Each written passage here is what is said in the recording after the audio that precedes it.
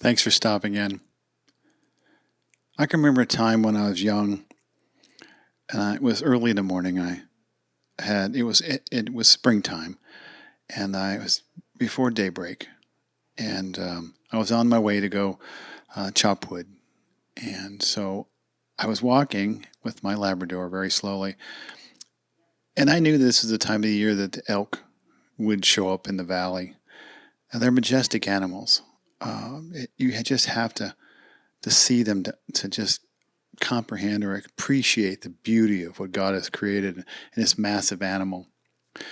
And every year they would come down, and especially in the springtime or even in the summer, they would come by close to where I lived, and they would eat apples out of the apple tree, or the pears, or the plums, or whatever other fruit they could get in the grass that grew out around the property, around the area I was at.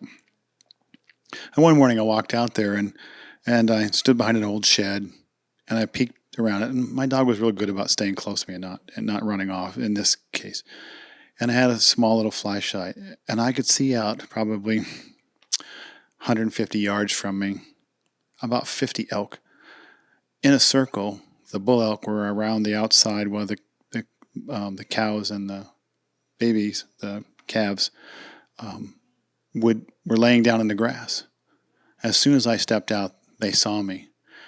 And if you've never witnessed this, it's a sight to see is to watch 50 elk run and then jump over a 4-foot old barbed wire fence into the thicket of trees with antlers and never slowing down.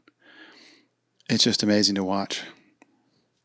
And the point of all this is when things happen around us and we get busy or a crisis occurs, there's a gift that some people can explain as just kind of get a tunnel vision, meaning things just slow down and they can focus and they can accomplish the things during that time that they would never have been able to accomplish if they had focused on the chaos. Focus on that.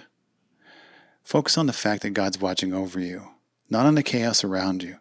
Go to His Word. Focus on what He says, that He will be there with you. He won't leave you. He won't forsake you.